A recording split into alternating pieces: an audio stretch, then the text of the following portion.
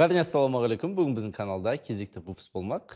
Кім біледі, кім білмейді, менің 10 оқырманы бар YouTube каналым болған. Ол YouTube канал бізде банға кетіп қалды. И бүгін мен осы банға кеткен каналдардың жаңа канал ашып, осы каналға да сіздерге пайдалы выпуск түсірмекші ойдамын.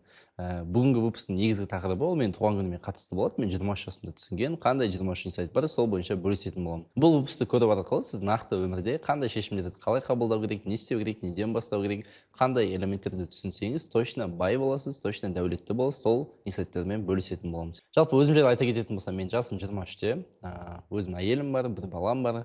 Жалпы осы инфобизнес, личный бренд, онлайн табыс табу саласында 4 жылдан астам уақыттамын. И осы уақыттың ішінде қазіргі уақытта Instagram парақшам бар, 75 мың оқырманым бар, 300 миллион теңге табыс таза Instagramмен тапқам. И және осы личный бренд дамыту бойынша адамдарды оқытып, үйретіп, оларға жаңа деңгейге шығуға көмектесемін. Ең бірінші инсайт, ол бізде жауапкершілік өскен сайын, ол бізде табыс та өседі. Яғни біз бәріміз білеміз, бәріміз көп табыс тапқымыз келеді, бәріміз көп ақша тапқымыз келеді. Көп жағдайда жауапкершілік көбірек алуға дайынсың ба деген сұрақ кезде көп адам ойланып қалады. Мысалы, кез келген найымда жүрген адам болсын, ол деген өзінің кәсібі болсын, өзі белгілі бір специалист болсын, белгілі бір бастық болса да, ол жауапкершілік көбірек алған жағдайда ғана ол көбірек табыс табады.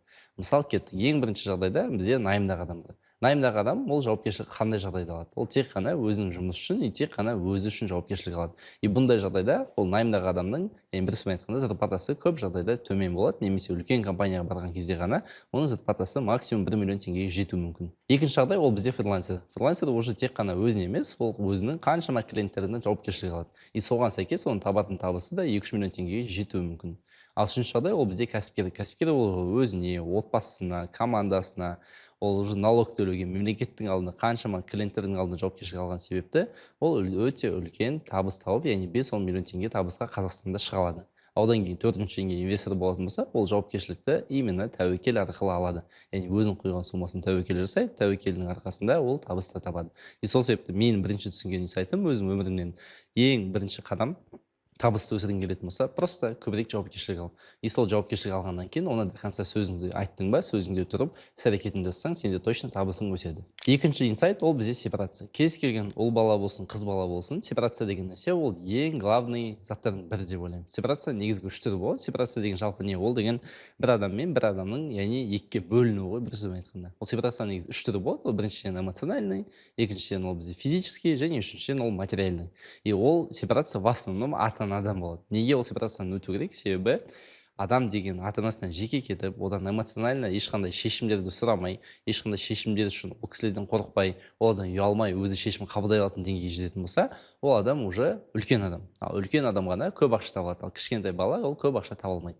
Ал екіншісі физический деген, ата-анаңмен бірге отыратын болсаң, сен үйіңде әкең жұмыс жасайды, сен мамаң жұмыс жасайды, сен бүкіл тамағыңды, жалпы бүкіл киіміңді бәрін дайындап береді. Яғни бір сөзбен айтқанда сен әлі де өзіңе жауапкершілік ала алмайсың. Яғни ол үйде сен әлі де әкең үйінде болғаннан кейін сен өзіңді әлі бала сезінесің. Ал үшінші сепарацияның түрі ол бізде материальный. Материальный деген ол сіздің тапқан табысыңызды ата-анаңыздан бөлек жеке шығып, сол табысқа өзіңіз өмір сүру. Яғни бұл нәрсе көп адамда бар, бірақ та көбісінің қателігі осы физический және эмоциональный сепарацияға ұшырамайды. И осы сепарацияға мен өзім 18 жасымда ерте шығып кеткеннің арқасында, мысалы мен универден шығып кеттім, қаншама нәрсені жасамай қойдым, мысалы ерте үйленіп кеттім, оның барлығы менің өзімнің қабылдаған шешімдерімнің салдырады. Мысалы, менде өте қызық история болған, даже универден шығатын кезде, ата-анам сен бомж боласың деп айтқан. Сол кезде мен айттым, даже если мен бомж болсам да, ол менің өзім шешімім, и бұл шешім үшін мен жауапкершілік аламын.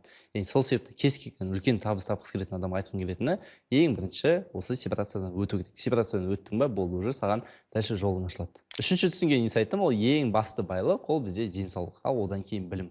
Мысалы, мен қаншама осы 1 жыл бұрын мен ровно 20 миллион теңге қарызда болдым. И сол кезде мен кәдімгідей ойландым, мен машинам болды, қаншама табысым болды, қаншама блогым болды, қаншама заттар болды.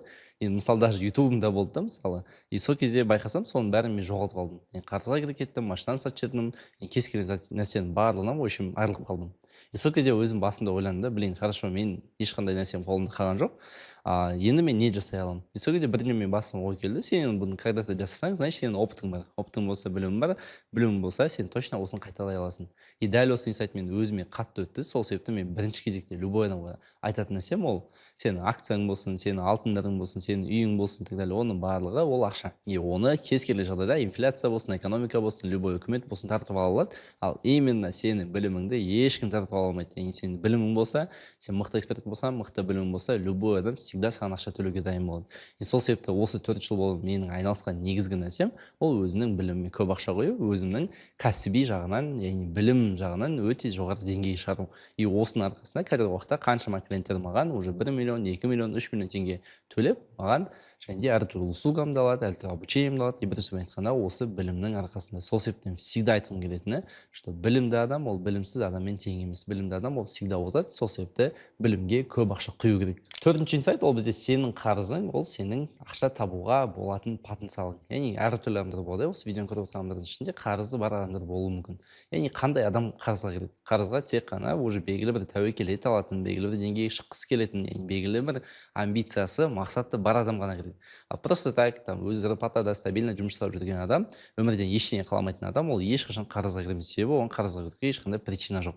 И сол себепті егер сен белгілі бір қарызға кіріп кетсең, ол сені қорқытпайды. Өйткені кез келген адам, кез келген бай адам, кез келген миллиардер ондай бір сынақтан өтеді. Мысалы, мен де сол кезде ойландым, хорошо, мен осы 20 жасымда менде 20 миллион қарыз бар. И мен сол кезде ойландым, что хорошо, что осы 20 миллион қарызды мен 20 жасымда көріп алдым. 20 жасымда көргеннен кейін мен оны 50, 30, 40 жасымда көрген кезде для меня это будет нормально.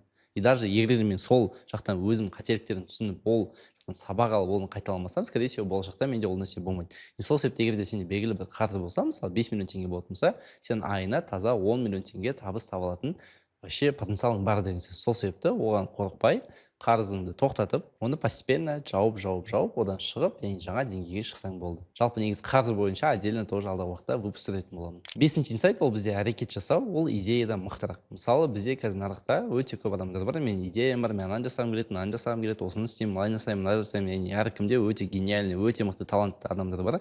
Олардың көбісі тек қана идея барысында. Яғни тек қана идея. Мен осы нәрсені жасағым келеді, мен осы нәрсені білемін, мен осы нәрсені істеймін дейді.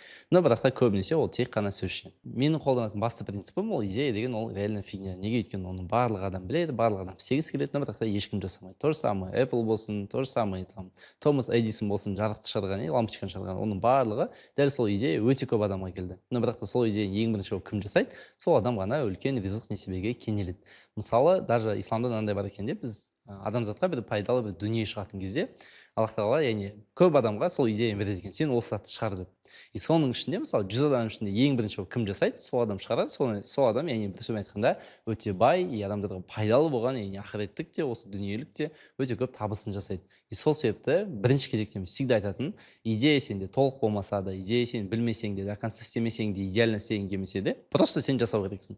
Яғни идеально емес, просто қалай бар, просто қазір ой келді ма, қазір жасау керексің. Яғни осы инсайт ол маған өте қатты өтті. Мысалы, біз кеше ғана отырдық та, тоже бір идея келді. Идеяны біз бірден отырып, сол жақта жасағаннан кейін ғана үйге қайттық. И сол себепті мен айтқым келетіні, кез келген жалпы табысты адамның негізгі принципі ол жасау.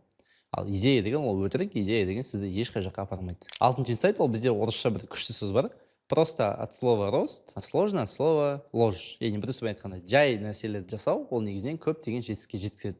Мысалы, адамдардың өте үлкен минусы көп нәрсені қиындатады. Яғни бір нәрсені идеально жасағысы келеді, бір нәрсені қиындатып жүреді, бір нәрсені түсінбей жүреді. В общем, бір сөзбен айтқанда, оны отказывать етіп жүреді.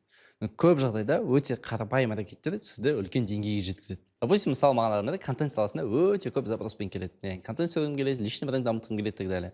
И осы кезде мен айтқым келетіні, самый простой нәрсе ол күнделікті бір рилс салу. Яғни бұл өте оңай ғой, мысалы, күнделікті телефонды алдың, даже монтаж жасақ сала бер, просто мен берген заголовоктерді жаса.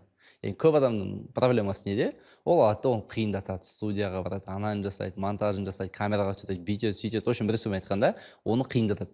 И қиындатқан кезде всегда егер де сізге бір нәрсе қиын келіп жатыр ма, значит сіз қате жасап жатырсыз. Соны всегда түсініп алыңыз. Ал егер де бір зат сізге оңай келіп жатыр ма, оңай жасайсыз ба, и кез келген нәрсені жеңіл жасаған кезде ғана сіз уже кайфына кіріп аласыз. И сол себепті мен айтқым келетіні, кез келген ең қарапайым, ең простой, ең тупой әрекеттер негізі ол нәтижеге жеткізеді.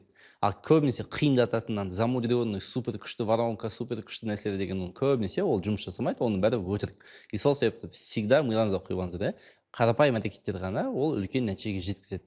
Мысалы, допустим, ақшамен өзін алған кезде, ақшаны көбейтудің қандай жолы бар? Просто айына көп ақша тап, аз құрт болды. И қалған жина. Бұл деген самый простой совет, Ал адамдар не істейді? Оны санайды, бөледі, ананы жасайды, мынаны жасайды, жан-жақта қиындатып, өзі 1-2 ай дәл сол финансовый системамен жүреді, потом оны тастап кетеді.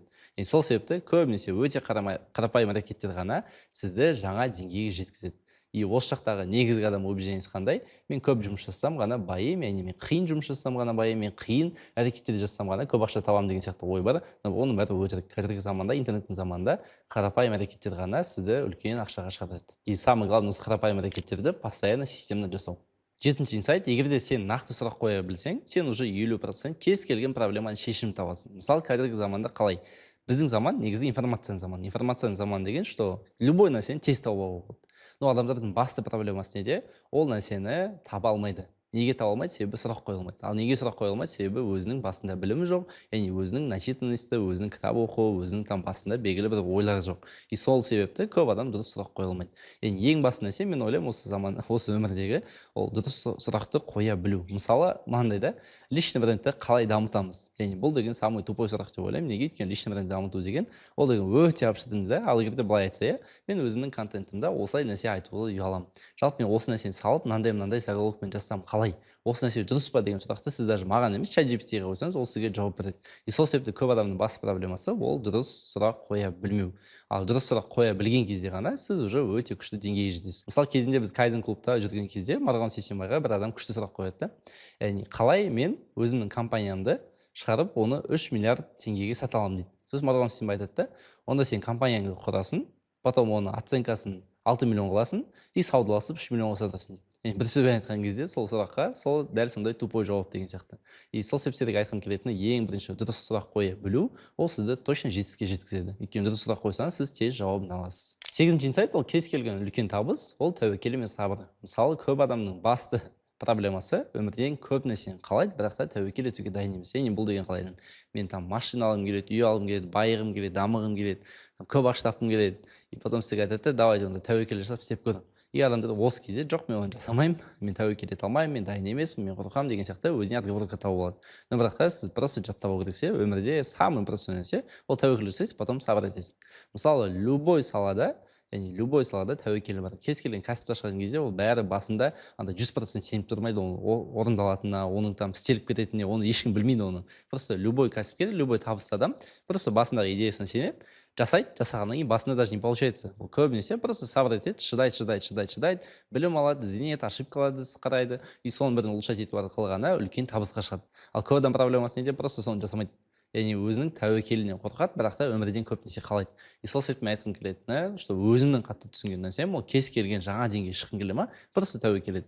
Тәуекел еткеннен кейін бірден нәтиже күтпей, өйткені нәтиже бірден келмейді, нәтиже сабыр еткен адамдарға ғана келеді. Өйткені бұл исламдағы кәдімгі мынау ақша табудың қатып қалған заңдылығы ғой. Кез келген адам ол тек қана тәуекел жасайды, тәуекел жасағаннан кейін ғана сабыр етіп ақша табады. Егер де сіз де қазір өзіңіз ойлап көрдіңіз, қашан соңғы рет тәуекел жасадыңыз, қашан соңғы рет сабыр еттіңіз, қашан соңғы рет осыған шыдап жаңа деңгейге шығуға ұмтылыс жасадыңыз. Егер де сіз дәл осы тәуекелді постоянно жасап, сабыр етіп, дұрыс білім алып жүрсеңіз, онда сіз точно алдағы уақытта табысты боласыз. Тоғызыншы мен түсінген инсайтым, ол менің энергиям, ол менің активім. Мысалы, қазіргі заманда өте көп жастар, өте көп адамдар бар, өзінің энергиясына просто қарайды. Яғни андай ұйқы, тамақ, жалпы бір сөзбен айтқанда өзінің состояниесі деген нәрсе мүлдем қарамайды. Тек қана жұмыс, түні бойы ұйықтамау, одан кейін таңертең кеш тұру, өзінің спортпен айналыспау, бұның барлығы бір сөзбен айтқанда өте үлкен минус екен. Өйткені адамда самый базовый нәрсе ол не? Ол 8 сағаттық ұйқы, күніне 3-4 рет тамақ ішу, одан кейін спортпен айналысу. Егер де сізде осы база мен осы фундамент болатын болса, уже сіз қалған іс-әрекеттерді уже налайте, өте спокойно жасайсыз. Ал адамдардың бас проблемасы неде? Просто осы база паттерн шаппайды. Мысалы, мынандай ұйқысы қанбаған адам, ол дұрыс шешім қабылдай алмайды. Неге? Өйткені оның гормондары реттелмеген. Гормондары реттелмеген болса, ол постоянно стресста болады. А стресста жүрген адам ол қалай көп ақша табады? Ондай адам ешқашан көп ақша таппайды. И сол себепті мен бірінші кезекте айтқым келетіні, сен ладно там үлкен ақша, миллиондар, там 10 миллиард, өте көп ақша табамын деген ойлама. Просто өзіңнің энергияңды ретте. Энергияны реттеу деген қалай? Жақсы ұйқы, жақсы тамақ іш, спортпен шұғылдан болды. Яғни осы фундамент сенде болатын болса, дальше уже сен точно байисың. Неге? Өйткені сенің басында ешқандай шум жоқ, сенде стресс жоқ, сен ұйқың қанған, и сен нақты өмірден не қалайтынын түсінесің. И сол себепті мен өзімнің қолданатын басты принципім, хоть не болсын, мен күніне жақсы ұйықтау керекпін, тренировка жасау керекпін, одан кейін және обязательно тамақты сапалы ішу керекпін. Егер де осы фундамент менде жабылған болса, уже дальше үлкен идея, үлкен мақсаттарға қадамдар жасауға болады. Оныншы түсінген инсайтым, мақсатсыз өмір ол бізде өмір емес, ол деген просто өмірді өткізу. Яғни жай ғана бұл өмірге андай NPS персонаж дейді ғой, просто ешқандай мақсат жоқ, просто өз-өзімен бір нәрсемен қайталап жүре беретін белгілі бір персонаж болады. Сол себепті мен айтқым келетіні, что өмірде обязательно кез келген адамда мақсат болу керек. Мақсат деген не ол? Мақсат деген сен күнде таңертең тұрған кезде не үшін ерте тұру керексің, не үшін бұл әрекеттерді жасау керексің, не үшін былай келіп мынандай подкаст келіп түсіру керексің деген сұрақтың жауабын бірден басыңа мынандай инсайт келу керек. И көп адам проблемасы неде? Мақсат қояды, бірақ дисциплина жоқ. Яғни дисциплина жоқ болатын болса, значит мақсат сенікі емес. Егер де сен мақсатың, мысалы, қазір мен конкретно бір мақсатым бар, осы мақсатты мен ойлағаннан бері уже мен күнделікті ерте тұрып контент жасап уже көптеген жұмыстарды істей бастадым. Оған дейін мен бір ай бойы өзім бүкіл мақсаттарымды жауып алыппын да, одан кейін жаңа мақсат қоймаппын. И сол себепті жалпы айтқым келетіні осы, мақсат болса ғана сенің өмірінде дисциплина, өмірінде белгілі бір мән пайда болады. Егер де белгілі бір мән пайда болған кезде ғана саған уже табыс та, адамдар да, белгілі бір ұсыныстар да барлығы идеально келе бастайды. Сол себепті сен де өсіп дамый бастайсың. Сол себепті бірінші кезекте сен там бүкіл жұмыс, бүкіл идея, оның бәрі ладно, планның бәрі ладно, но бірақ та сен жеке нақты өзің қандай мақсаттарың бар соны жаз. Ол бізде материалды болуы мүмкін, немесе там жеке өзің адамдарға қызмет ету бойынша болуы мүмкін, ата-анаңа болуы мүмкін, әйеліңе болуы мүмкін. Белгілі бір сенде нақты мақсат, ішіңнен ол сені зажигать етсе, нақты өзің сол үшін жұмыс жасауға дайын болатын болсаң, бірінші сол мақсат тап. Өйткені сол мақсат тапқаннан кейін уже сенде автоматически өзінен план құрылады, өзінен адамдар келе бастайды, и өз-өзінен бүкіл әлем яғни сен үшін дайындала бастайды. Ол деген Құдайдың саған реттеп беретіні, өйткені Құдайдың да бізге берген нығметтердің бірі ол сенің осы өмірде максимально күшті кайфпен өмір сүруің. И сол себепті айтқым келетіні бірінші кезекте мақсат, мақсаттан кейін уже барлық нәрсе өзі реттеледі. Менің түсінген 11-ші инсайтым ол сенің өзіңе деген көзқарасың қандай, барлық әлем сені солай көреді. Мысалы, сен егер де өзіңді белгілі бір ұялшақ, қысылатын адам, немесе бір слабый адам, немесе мен әлі уважениеға дайын емеспін деген сияқты белгілі бір ойларың болатын болса, барлық адам сені сырттан солай ойлайды. Мысалы, өте қарапайым жағдай, мысалы белгілі бір адам болады, оның зарплатасы 150 мың 200 мың теңге. И адам өзі іштей ойланады да, блин, мен кажется эксперт емеспін, мен кажется білмеймін, мен кажется қолымнан келмейтін сияқты, мен слабыймын, мен осындаймын деген сияқты белгілі бір ой болады. И дәл сондай қабілеттері бар екінші адам болады, бірақ та екінші адам оның басында дұрыс убеждение болады. Яғни жоқ, мен бәрі қолымнан келеді, мен мықтымын, мен ценныймын, барлық адамдар менімен жұмыс жасағысы келу керек. И сол себепті мен айтқым келетіні, кез келген адам сен өзіңді іштей қалай сезінесің, басқа адамдар сені дәл солай көреді. И сол себепті сен басқа адамдар мені уважать ет, мені сыйла, мені күт, мені осылай бір жаққа шақыр деген сияқты ондай ойлар болмау керек. Адам бірінші ойлану керек, неге мен осындай болу керекпін? Ең бірінші, неге мен өзін уважать етіп бастау керекпін? Яғни осы сұрақтарды қойып бастаған кезде ғана адам уже өзгереді. Ол деген өзін уважать етіп бастау деген қалайынан? Ол сенің элементарно да өзің тісің жуып жүру, сен әдемі болып жүруің, сен жақсы парфюмің, жақсы киімдерің, жақсы өзіңе демал сыйлай алуың, осының барлығы сені басқа адамдар уважать етсін деген белгілі бір признак болып табылады. И сол себепті мен ең бірінші айтқым келетіні, кез келген бай, табысты адам ол өзін жақсы көреді.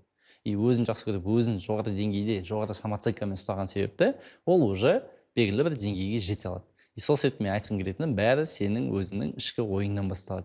Ал ол ойды негізге қалыптастыратын адам ол сенің ата-анаң. Ата-анаң егер де кішкентай кезде саған убеждениелар қоя берсе, сен чорсың, сен слабыйсың десең, сен өмір бақи өзің солай сезініп өтесің. Ал егер де наоборот саған ата-анаң все, сен қолыңнан бәрі келеді, сен мықты боласың, ертең осындай тұлға боласың деген ойламай өсірсе, сен уже іштей самооценкаң жақсы болып өседі. И сол себепті егер де жаман воспитаниемен өскен болсаңыз, просто психологқа барып, соны шешіп салыңыз, и самооценкаңыз көтеріледі. 12-ші түсінген инсайтым ол кез келген жақсы нәтижеге ол уақыт керек. Бұл деген прям мен 100% түсіндім.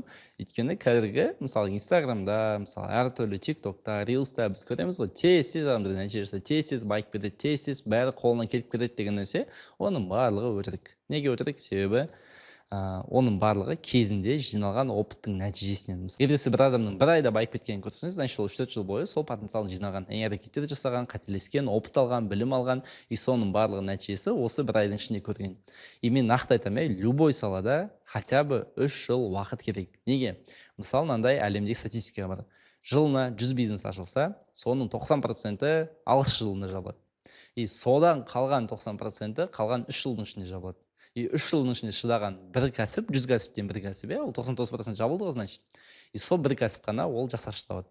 И ойлап қарасаңыздар, яғни любой жақсы нәтижеге ол уақыт керек. И уақыт деген нәрсе ол өте маңызды. И сол себепті асықпай баю деген ол ең дұрыс шешімдердің бірі болып табылады. Яғни ешқайда асықпаңыз, қанша жаста болсаңыз да, неше жаста болсаңыз да, оның бәріне үлгересіз. И асыққан кезде ғана сіз дұрыс емес шешімдерді қабылдайсыз, дұрыс емес шешімдердің кесірінен сіз уже ешқандай нәтижеге жете алмайсыз. И сол себепті мен айтқым келетіні прям миыңызға құйып алыңыз, яғни тез баюға ұмтылу, яғни тез бәрін тиімді жасап, тез осылай өсіп кетемін деген ойға ұмтылу ол жақсы, бірақ та бір айдың ішінде, 2 айдың ішінде байып тастап, болды, бүкіл нәрсені жасап тастап, потом демалысқа кетіп қаламын деген нәрсе ол өтірік, яғни ол нәрсенің барлығы тек қана сізді қарайды. Мысалы, мен өте көп таныстарым көп, которые в моменте өте үлкен ақша тапты, өте үлкен курс ұстады, но бірақ та қазіргі уақытта вообще жоқ.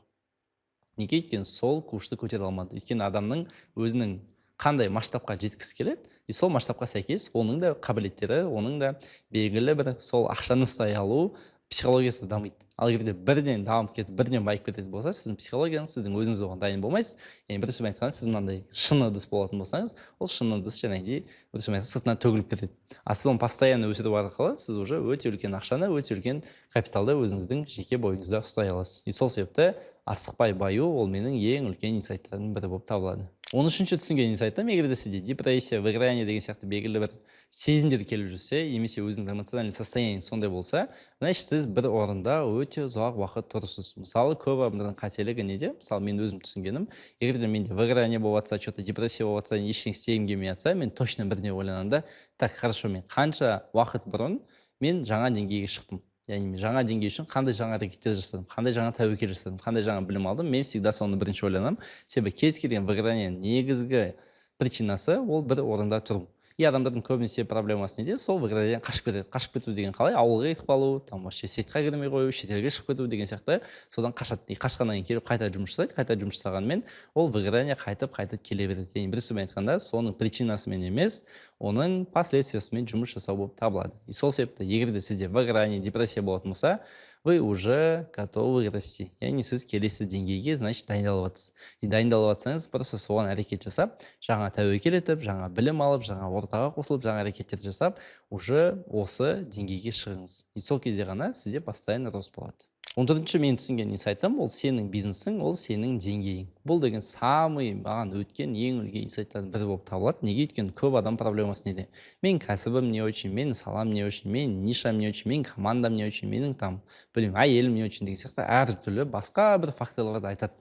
И менің айтқым келетін ең главный нәрсе ол сен қандай деңгейдесің, именно сенің мышлениең, сенің жеке өзінің басындағы масштабың қандай, сен дәл сол табыс табасың.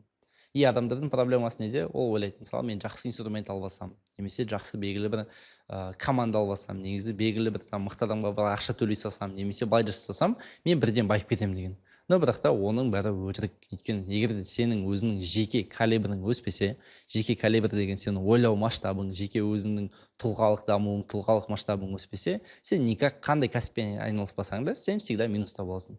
Мысалы, белгілі бір адамдарды біз білеміз, қандай кәсіппен айналыспаса да, ол всегда успешно жасайды. Неге успешно жасайды? Ол нишадан емес, командадан емес, ол жеке сол адамның өзінің масштабымен, жеке өзінің мышлениясына байланысты. Ал кейбір адамдар бар, қандай кәсіппен айналыспаса да, по-любому минусқа кіреді. Неге? Өйткені ол адамның жеке өзінің масштабы, жеке өзінің калибрі, жеке өзінің ойлау деңгейі төмен. Яғни ол любой бизнес айналса да, по-любому минусқа кіреді, по-любому қаталады. И сол себептен бірінші кезекте айтатын, ол бизнесті өсіретін, ол команда, инструменттер, ол басқа да бір күшті локация, күшті бір нәрсе емес, ол нақты сенің өзінің жеке мышленияң қандай. Егер де сенің мышленияң дайын болатын болса, сен точно үлкен деңгейге шығасың. Мен де осы 4 жыл бойы айналысқан нәрсем, ол жеке өзімнің мышлениемді, жеке өзімнің калибрімді жоғары деңгейге шығару. И осы арқылы мен де өзім өскен болатынмын, и сізге де бұл точно көмектеседі. 15-ші мен түсінген инсайтым, каждый сынақ сені жаңа деңгейге шығарады екен. Ол деген қалайынан? Мысалы, біз ойлаймыз ғой, андай ойын ойнаған кезде андай миссия бір нәрсе шығады ғой. И біз түсінеміз, белгілі бір задание орындасақ, біз келесі уровеньге шығамыз деген. И адамдар былай ойлану керек екен. Мысалы, мен өзімнің өмірімде әртүрлі сынақтар болды. И мен каждый сынақ келген кезде мен бұрында былай ойлайтын, блин, неге осылай болып қалды екен? Надо было, типа, а что именно маған осындай келді деген сияқты өзімде ойлар болатын. И сол кезде мен бір күшті инсайт түсіндім, что мына сынақ не үшін келді? Чтобы сені жаңа деңгейге шығару үшін. Мысалы, допустим, мен YouTube каналыммен недавно болды, YouTube каналым жабылып қалды. И былай қарасаңыз, мен ол жаққа өте көп ақша құйдым. И ол жабылып қалды. И бұл нәрсе негізі басында мен 1-2 күн бойы оны типа қойшы анамна болып түсірмеймін деген сияқты өзім жүрдім. И потом ойландым да, хорошо, бұл 10 мың ғана подписчик надо ғой, 100 мың емес, миллион подписчик емес. Просто 10 мың подписчик бар канал. Енді бұл сынақты, значит, маған не үшін берілді? Чтобы мен контентті жаңа деңгейге шығару үшін, одан да пайдалы болу үшін, одан да мықты болу үшін, дәл осы сынақты маған берілді. Значит, осы сынақтан мен дальше өсу керекпін деген өзім басында белгілі бір инсайт қабылдаған болатын. И любой менің өзімнің андай 2 есе, 3 есе өсіп үлкен табысқа шыққан моменттің алдында менде всегда сынақ болған. Өйткені бұл сынақтан өткен кезде сен уже жаңа деңгейге дайынсың ба, дайын емессің ба деген белгілі бір фильтр болып табылады. Мысалы мынандай картина елестетсек болады, біз сетка қойдық, сетканың ішінде құмдар тастар бар. И былайдан жасаған кезде бізде құмдар бәрі түсіп кетеді, и бетінде тас қалады.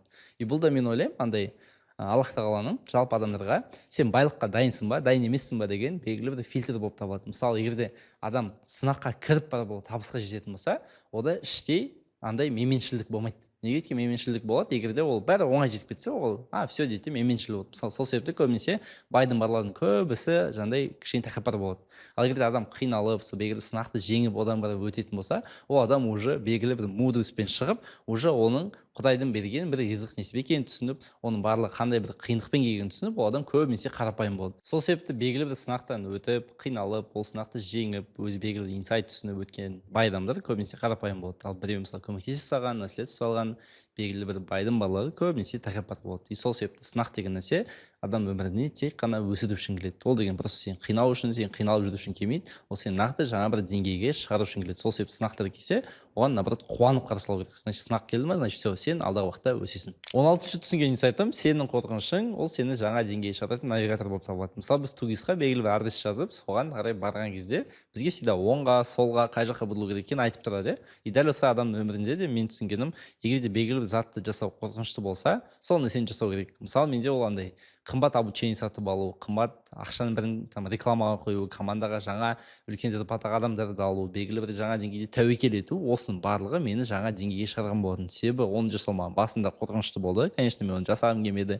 Қорықтым, дайын емеспін, что-то потом жасаймын деген сияқты откладывание болды. Но бірақ конкретно оны бастап жасаған кезде ғана менде реально рост болды. Мысалы, просто пример, мен 3 миллионға подкаст сатып алған болатын. 3 миллион подкаст сатып алғаннан кейін мен бірден келесі күні 9 миллион теңге ақша таптым. Енді бір сөзбен айтқан кезде нақты сізді өсіретін дүние ол тек қана сізге қорқынышты дүниелер.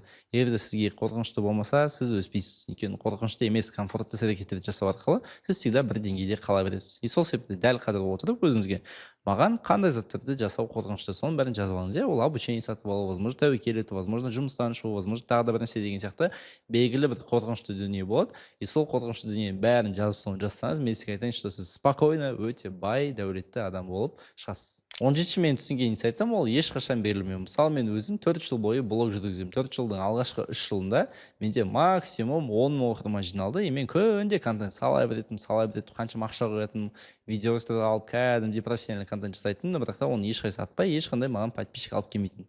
И уақыт өте келе мен түсінгенім, берілмеген кезде, яғни постоянно жасау арқылы уақыт өте келе сен уже түсіне бастайсың, қандай заттар саған көмектеседі, ал қандай заттар саған көмектеспейді. И сол кездегі адамдардың басты ойы қандай?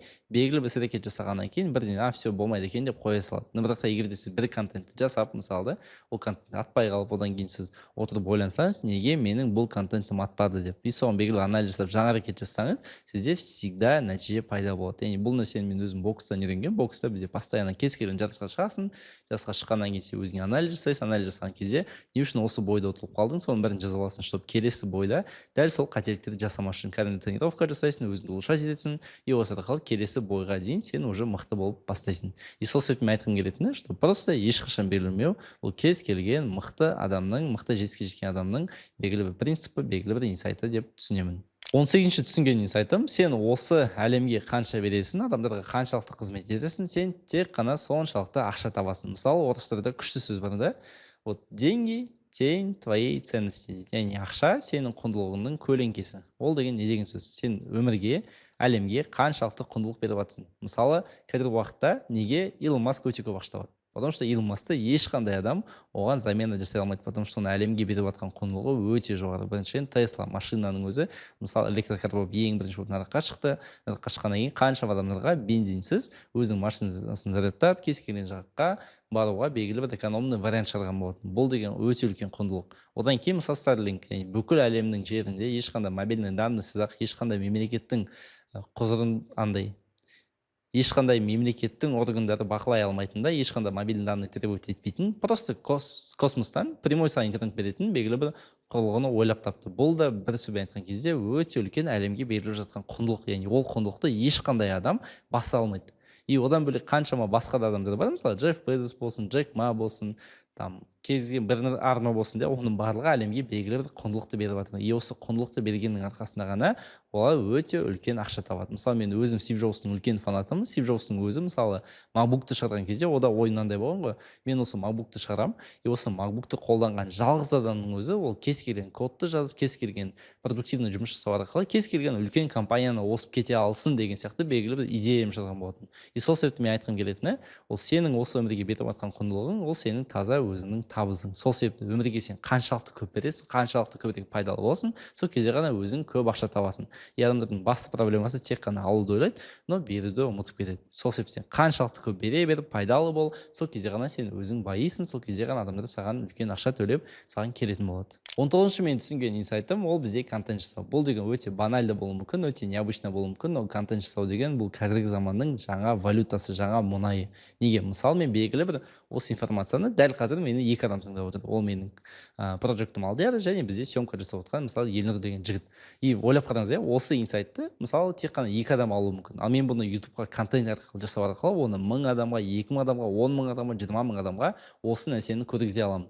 Значит, осы адамды көп адам көретін болса, көп адам олар маған қызығады. Көп адам маған қызықса, олар белгілі бір менің клиентіме айналуы мүмкін. И сол себепті қазіргі заманда сенің дәл осы масштабыңды, біліміңді сен жаңа деңгейге шығаратын нәрсе ол бізде контент. Жақында ғана күшті жаңалық болды. Мысалы, Мистер Бист ең жас миллиардер атанған болатын. Бұл деген өте күшті жаңалық, себебі бұрынғы заманда тек қана заводы барлар, үлкен IT компания жасағандар, тек қана Facebook, Instagram деген сияқты мықты компания жасағандар ғана байитын.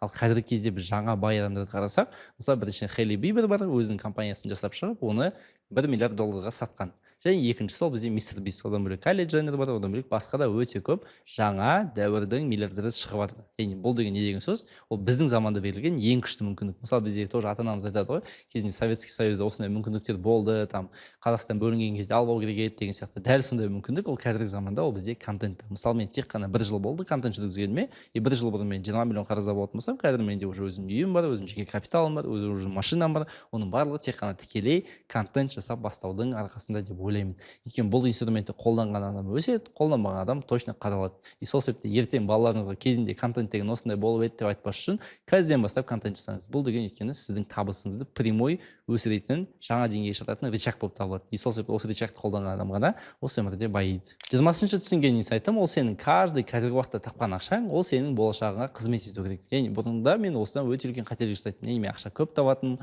оны құртатынмын, шашатынмын, жан-жаққа, в общем, беріп тастайтынмын, там подарок жасайтынмын. Бір сөзбен айтқанда, қанша ақша тапсам да өзім қалтамда жеке жиналған ақшам болмайтын. Яғни осы инсайтты түсінгеннен бастап мен каждый тапқан ақшамды болашағыма қызмет ететіндей жұмыс жасап бастадым. Ол деген не? Сен қазір ақша тауып жатсың, сен уақытың, энергияң, сен белгілі бір ресурсың бәрі кетіп жатыр. Но ол кетіп жатқан ресурсты сен ертең қалай болашақта қолданасың? Яғни осыны сен ойлаған кезде мен кәдімгідей түңіліп кеттім, себебі сен қазір қаладың 10 миллион, 5 миллион табуың мүмкін, но уақыт өте келе, там 30, 40, 50 жасында сен ол ақшаны таба алмайсың.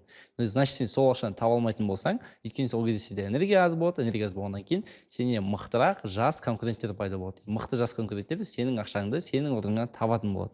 И сол кезде сенің басты мақсатың қазір тапқан ақшаның барлығын жинап, белгілі капиталға, акцияға, алтынға, үйге салып, осы арқылы өзіңнің болашағында қамтамасыз ететін капитал жинау. Яғни осы инсайт маған өте үлкен өткен болатын. Сол себепті мен қазіргі уақытта каждый тапқан ақшамды ойлаймын. Так, осы ақшаны таптым, енді бұл ақша маған болашақта қызмет ету керек. Сол себепті мен акцияға, алтынға, үйлерге қоямын. И осы арқылы жақын арада пенсияға шығуда деген ниеттемін. И сол себепті мен каждый адамға айтқым келетіні, қазір табыс тауып жатсың ба, ертерек просто өзіңнің болашақ капиталын жинап баста. Өйткені болашақта сен дәл осы деңгеймен, дәл осы темппен ақша таба алмайсың. Өйткені сен по-любому кәрі боласың, жаңа тренд шығады, жастар шығады, и сені олар озып кетеді. И сол себепті қазір энергияң бар кезде тапқан ақшаның бәрін жинап, болашағыңа қызмет жаса. 21-ші инсайтым ол тек қана бір нәрсеге фокус қою. Мен жалпы ойлаймын, бұл деген ең главный инсайт шығар. Бәрін түсінбесеңіз де осыны түсініп алсаңыз болды.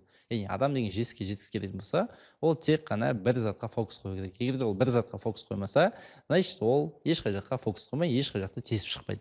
Өйткені мысалы біз ойлаймыз, қандай құс ең мықты? Қандай құс ең мықты деген кезде біздің басымызға бірден не келеді? Ол бізге бүркіт келеді. Неге бүркіт келеді? По идее бүркіт емес, бізде ең мықты құс ол үйрек. Неге үйрек? Үйрек өйткені ол жүзе алады, ол ұша алады, еще ол жүре алады. Яғни ешқандай құс оны жасай алмайды. Яғни ол уникальный, өте мықты құс. но бірақ та біз ең мықты құс деген кезде көбінесе бүркіт есімізге келеді. Өйткені бүркіт деген ол тек қана бір нәрсені өте сапалы жасайды. Яғни ол деген өте биікте ұшады и өте жақсы биіктікті ұстап ұша алады. Яғни бір нәрсені жасаған адам ғана ол жаңа деңгейге шыға алады. И сол себептен айтқым келетінім, мысалы Starbucks ол кофе, Apple ол iPhone, кез келген басқа компанияның тек қана бір основной товары болады, көтеріп оны жаңа деңгейге шығарған. Егер сіз қазір 2-3 нәрсе айналысып, көп нәрсемен айналыссам, көп ақша табамын деген нәрсе, ол бізде өтірік. Өйткені көптеген бизнеспен айналысып, көп ақша тауып жүрген адамдар, скорее всего, ол өте аз ақша табады, немесе тек қана оборотқа жұмыс жасайды. И сол себептен реально, егер де адам жаңа деңгейге шыққысы келетін болса, ол бағана айтқандағыдай, ол 3 жыл бойы тек қана бір салаға фокус қояды, и бір салада постоянно білім алып, улучшаться етіп, анализ жасап, қателіктермен жұмыс жасайды. И сол кезде ғана ол точно айына минимум 5-10 миллион теңге табатын мықты кәсіпкерге айналады. А 5-10 миллион теңге Қазақстанда табу ол бізде потолок. Неге? Өйткені Қазақстанның средний доходына байланысты, Қазақстанның средний табысына байланысты, населениесіне байланысты 5-10 миллион теңге табу ол біз үшін типа потолок деңгей болып саналады. Сол себепті осы деңгейге шығу үшін сен 3 жыл бойы бір салаға фокус қоясың, соған шыдайсың, до конца жұмыс жасайсың, сол кезде ғана сен уже үлкен ақшаға келесің. Ал 2-3 кәсіпке айналысатын болсаң, сенің фокусың мысалы 2 кәсіппен өзімен айналысқан кезде сенің фокусты ойлаймыз ғой, біз 50-ге 50 бөлінеді деп, ол бізде олай бөлінбейді. Сенің фокусың 33% ол сенде бірінші проектқа, 33% просто сен бірінші проекттен демалып екінші проектқа ауысуыңа, и келесі проектқа тоже 33% және де кететін болады. Ең бір сөзбен айтқанда, сенің конкурентің ол 100% өз бизнесін ойлап жүрсе, сен өз бизнесіңді 33%-қа ойлайсың. Соответственно, ол сенен 3 есе тез өсіп кетеді, 3 есе тез байиды. И сол себепті Қазақстанда 90% бизнес, 99% бизнес 3 жылдың ішінде жабылады. 22-ші түсінгенін айттым, сенің ескі шешімдерің, ескі әрекеттерің ешқашан жаңа нәтижеге алып келмейді. Мысалы, көп адам былай ойлайды, мысалы мен де ойлайтын, мен осыны жасасам жасай беремін ғой, главное ол маған нәтиже алып келсе болды ғой деген сияқты. Но бірақ та біз әрекеттерді жасаймыз, но неге бізде жаңа нәтиже келмейді? Себебі біз жаңа әрекет жасамаймыз. Жаңа әрекет жасамас үшін мысалы мынандай күшті нәрсе бар да, сен белгілі бір деңгейге проблеманы келсең, ол проблеманы шығу үшін сен уже басқа мышлениемен ойлау керексің. Егер де сен дәл сол мышлениемен жүріп сол проблеманы шешемін десең, сен қателесесің. Өйткені ешқашан да ол проблеманы шешу нереально. И сол себепті адам жаңа мышление шығып, жаңа адамдармен араласып, жаңа кітап оқып, жаңа мышление, жаңа білім алған кезде ғана ол уже өзі келесі калибрға өседі. Осы калибрға өскеннен кейін оның қазіргі проблемасы өте жеңіл шешіледі. 23-ші түсінгенін айтам, ешқашан кедей болмайтын адам ол өзінің аудиториясы бар және осы аудиториясымен сөйлесетін адам болып табылады. Неге? Өйткені қазіргі заманның жаңа валютасы ол үй, недвижка, белгілі бір дүние емес, ол нақты сенің аудиторияның блогыңның болу. Себебі заман талабы осындай. Мысалы мен әйелім өзім мысалы кеше отырады, ол декретте уже 2 ай болды, и ол ешқандай жұмыс жасамайды, полностью өзінің обеспечениеда, өзінің зарплатасын барлығын берем, и ол просто үйде отырады да, оның 50 мың подписчигі бар, и оған айына просто так рекламамен өзі 300 мың 500 мың теңге табыс табады. Былай ойлап қарасаңдар, ол деген Қазақстанның средний зарплатасы болып табылады. И оны ештеңе жасамай декретте отырып баламен просто айына бір 2 сағат жұмыс жасап табу, ол мен үшін вообще потолок нәрсе дейді. Адамдар осы нәрсе үшін күнде таңнан кешке дейін 8 сағат 6 сағаттан жұмыс жасайды, и осы деңгейге жететін болып табылады. И сол себепті мен айтқым келетіні, ең бірінші адамдарға қазіргі жұмыс жасау керек нәрсе ол өзінің аудиториясын жинау. Өйткені өзінің аудиториясын жинап, осы адамдармен сөйлесе, ол аудиторияға не қажет екенін, олардың қандай проблемасын шешіп бере алатынын түсінеді. Ал ол проблеманы түсінген адам ол ешқашан кедей болмайды, себебі сол нәрсені ұсынып, адамдарға өзінің өнімін, продуктысын, услугасын, рекламасын сата алады. И осы арқылы постоянно адам табысты болады. И сол себепті мен қазіргі өзім алдағы уақытта қойған мақсатым ол 1 миллион оқырман жинау. 1 миллион оқырман жинағаннан кейін мен мысалы қандай басқа да бір мақсаттарға жететін болса, менде ешқашан аудиториямен проблема болмайды. Аудиториямен проблема болмаса, значит менің кәсібімде всегда ақша болады. Кәсіпте всегда ақша болса, значит сен ешқашан кедей болмайсың. Сол себепті айтқым келетін осы 23-ші негізгі инсайтым, ол ешқашан кедей болмай бай болу үшін ол сен аудиторияң болу керек, және осы аудиториямен жақсы қарым-қатынасың болу керек. Жақсы қарым-қатынасың бола ма, все, сен всегда бай боласың. Жалпы осы инсайттарды алу үшін мен өзім 4 жыл уақыт құрттым, 20 миллион теңге біліміме құйдым, қаншама қателіктерден өттім, осының барлығын сіздермен бөлістім. Сіздерге ұнады деген ойдамын. Төменге ең қатты қандай инсайт ұнады, қандай инсайтты өміріңізге енгізесіз, соны обязательно жаза кетіңіз. Бұл каналда әлі алдағы уақытта өте пайдалы выпустар шығатын болады.